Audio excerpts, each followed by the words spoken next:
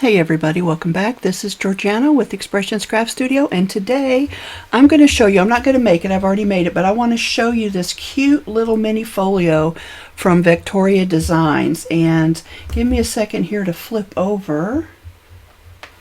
There we go. Alright, so this is Vectoria Designs YouTube page, and the one that I'm going to be showing you today is this mini folio. Now she has a great video on this. She shows you step by step how to put it together, and the best part is the printables are free. That's right, free. All you have to do is follow the link under the comment section and fill in your name and your email address, and she'll send you the complete printable, and so you can follow along and make your own, which is what I did. But the reason I wanted to make this video is because I also made some mistakes. So she made some mistakes and she showed you how to fix them. Even though I had previously watched the video, I made the same mistakes. But this is the one we're going to do today, this mini folio tutorial, and you may have to scroll over to find it. I will put her link below. In fact, I'll just put the link for the video below in case you're interested. But if you go to her page, she's got all these projects with free printables. Now, she also sells her printables in Etsy or on Etsy, and they're magnificent as far as the artwork goes. I really love them, so hopefully you will too. So I'm gonna go back to my work surface here, and I'm going to show you what I did differently.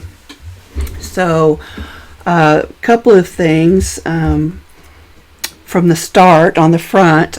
Because I did something wrong further back, I had this little piece left over, so I put that on the front. The other thing I wish I'd done differently, but I just followed along with what she had done, and I probably am going to make another one of these because I just love the colors and the artwork and everything. This is the back cover. I kind of wish I'd put this on the front just because there's a lot more artwork on here. Let me get that down here so it's in the screen. A lot more artwork here. I really like this page better, but this one I love the blue background, so that's why I went ahead and used it. And this is the little piece in case it wasn't in camera before that I added. Otherwise, that's pretty much the same as the way she did it. So when you open it up, the next thing I did differently was these little tags here. She went ahead and glued them shut. I actually left them unglued because I wanted to be able to, for the person to get it, to either put photos in here or little ticket stubs, or to write down one of their favorite memories or something in an event, since these do go in junk journals. I did go ahead and round my bottom corners just because it makes it easier to slide in and out of the pocket. I wish I had done the top corners before I glued on the tab. So that's something I wish I'd done differently, but I did both of those the same, and you can see those just still slide right in as soon as I quit catching it on the back there. The next thing I did differently was I did my pockets differently. She used some little glue dots to just temporarily hold the pocket closed. I wasn't sure that the glue dots would end up coming off or wearing off over time, or ripping the paper. Sometimes some adhesives will do that. So I actually just cut little slits in here. And the way I did that, and they're not the best, I should have done it before I glued everything together, but you know, live and learn. The way I did that was, first I figured out about where I wanted my slit to come down at, or let's see if I want this on the bottom of the envelope. I've got so much stuff here. Okay, let's do it this way.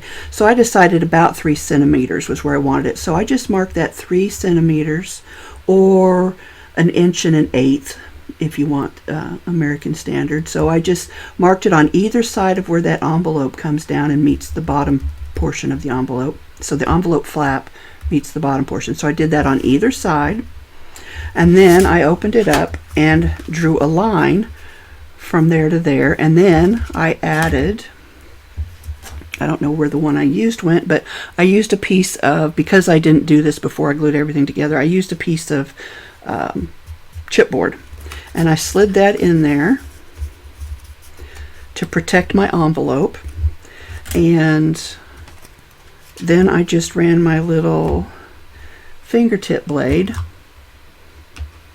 down my mark, and then I kind of moved it over and did it a little bit more, but I didn't get it straight anyway. That's a whole nother story. But at one point, when I was fussing with it, I forgot to put my chipboard back in there, and I did end up cutting through my envelope a little bit. I don't know if I can show you that. I don't think it cut all the way through, but yeah, oh yeah, it did. But it's just a little bit right there. So I think what I'll do is I'll put some tape, clear tape on the inside of that to make sure it doesn't end up ripping any further. So that's how I did the 2 pockets, or the 2 envelopes. I thought about doing the tabs, but I was already worried a little bit about space, so I didn't do that. So here's the booklet. Now, this is where I made my big mistake. I glued this background piece down before I wrapped my belly band here. And since I had done that, I had to end up gluing the belly band on the front on either edge. If I had done it like she had done it, it would have a little bit more room in it to slide the booklet in. The other thing I did differently was I did go ahead and tie my booklet. I didn't want the pages coming out. This is just some tea-stained paper or coffee stained actually, that I made last year, I think. And this is actually the first time I used it. And then, of course, I scored in the wrong place. So I've got this score line, but I'm hoping over time it'll work itself out. We'll see. So anyway, my booklet's a tight fit because I didn't glue the belly band on the back, which would have naturally given it a little bit more room here to slide your booklet in. But it will go in. You just got to be careful. So that was another difference.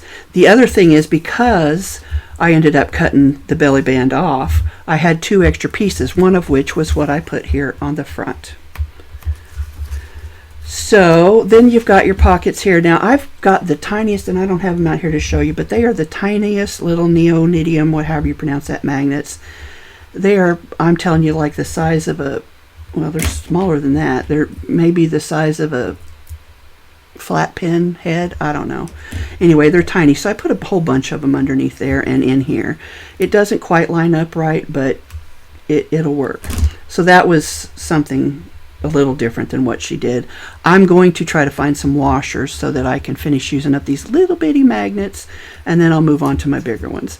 The other thing I did differently was I didn't like the fact that these cards slipped so far down in there that they weren't you couldn't easily get a hold of them. So I added these little tabs to the top. Now these were leftover scraps after you print everything out. This is the background, and I just saved them. And because I have a little die that will cut these out, I just folded my paper, didn't take my die all the way to the top of the folded edge. I just let it hang over a little bit and made these tabs, and this way people can still write on the back. They're much easier to get in and out, I think. And I rounded the corners, because rounding the corners does make things easier to slip in and out. And I may go back and round the corners of the booklet. I don't know yet. Like she had mentioned, she wished she had rounded corners on the folio itself. I kind of do too, just because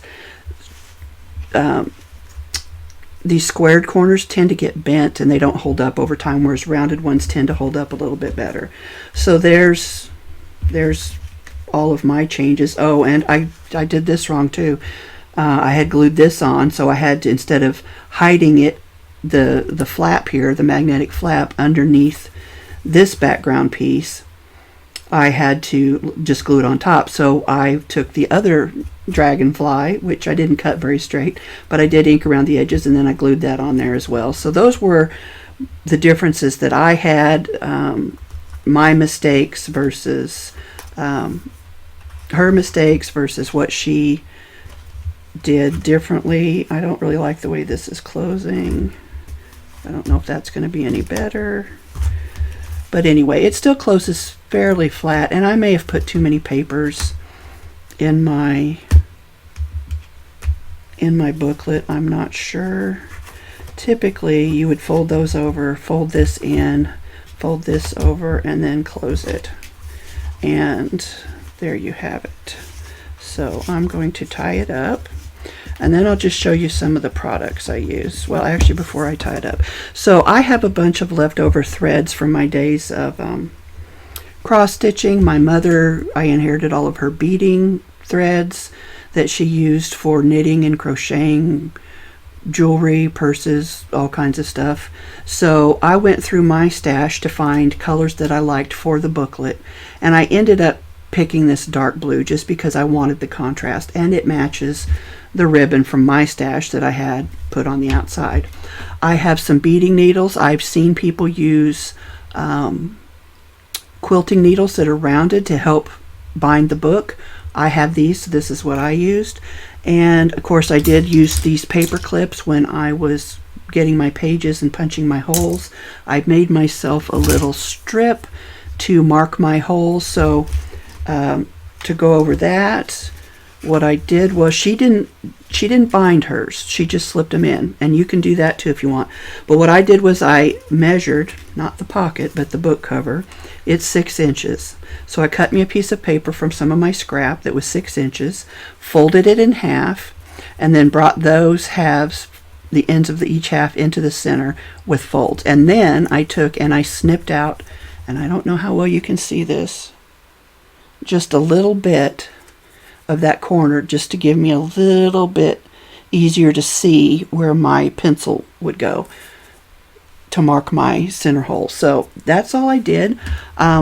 If you like this, I love these papers. I just think this is beautiful.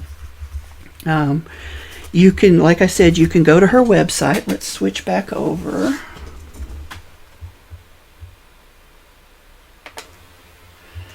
Yeah, you can go to her website. You can click on this. It is a long video because she does show you how to put it together, but she has edited out a lot of the parts where she's not actually moving, and we don't want to see the commercial. So she has edited out a lot of the stuff that you're not going to want to see. But the other thing you may notice, that went by really quickly, but her booklet, let's see if I can find it again. Her booklet, too far.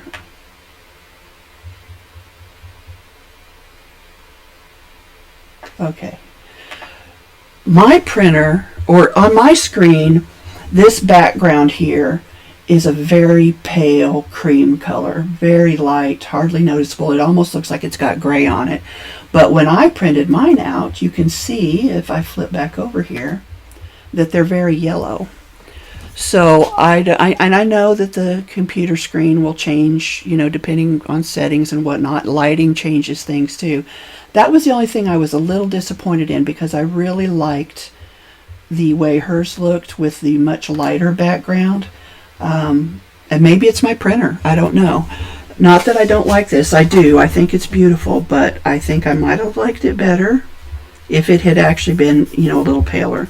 But it's still very pretty. I still look forward to finding either somebody to send it to, or I don't know. I don't know what I'll do with it, but I just thought it was lovely. And you could do this with any number of papers. And the other thing you could do, if you hadn't thought of this already, for the card makers here in this group, which I do also, and I probably will do this, this is a beautiful, oh, I've tied it up and I've left us on the other page. Let's see.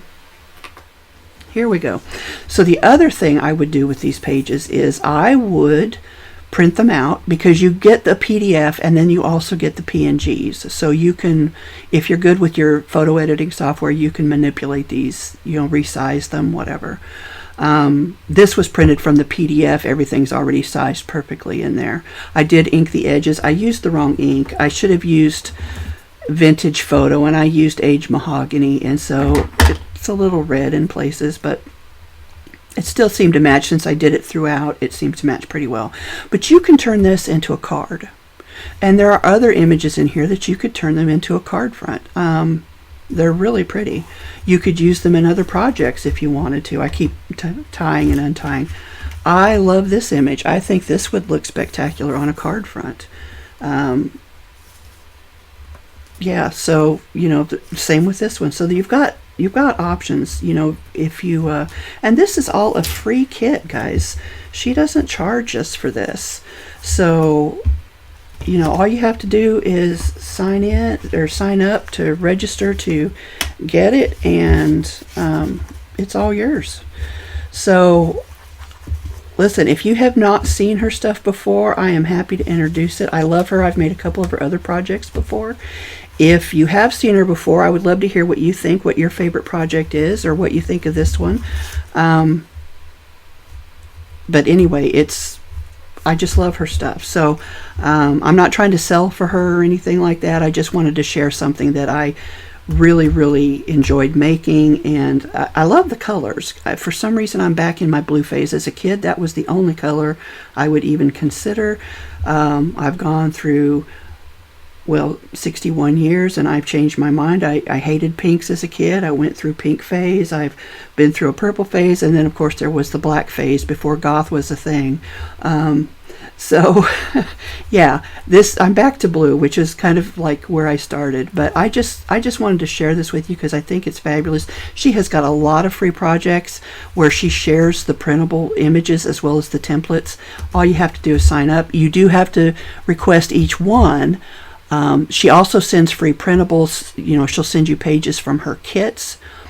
Once you sign up, you'll get those every time she comes out with a new one, or I don't know if it's every time, but she offers those frequently. I see them a lot. She also puts her stuff on sale quite a bit. It is pricey because there is a lot involved in creating these projects, not to mention the artwork, but then the project sheets themselves. So they are a little bit more spendy than some others, but I think they're well worth it. Anyway, I hope you'll check her out if you haven't already. If you're not familiar with her, I hope you'll check her out. She's got a lovely speaking voice. Her name is Tina, I believe I'm saying that right, from Vectoria Designs, and she's also got a nice accent, so I don't mind listening to that. But yeah, I would love to hear what you guys think of this. I keep bouncing back and forth between what I want to work on, and this actually took me a couple of days because there was some fussy cutting involved. And I don't do fussy cutting, but I had to, so yeah, but I thought the project was worth it, so I made the effort. Anyway, enough said. This was supposed to be a short video, and we're approaching 20 minutes, so I'm going to wrap it up. But thanks for joining me, guys. Let me know. I'd love to hear what you think of this. Maybe you're not into junk journals, but like I said, you could still use these pages, this artwork for cards, so, or any number of other things, I'm sure. So scrapbooking even. So anyway, let me know what you think. I love this, and I hope that you do too. Until next time, guys, happy crafting.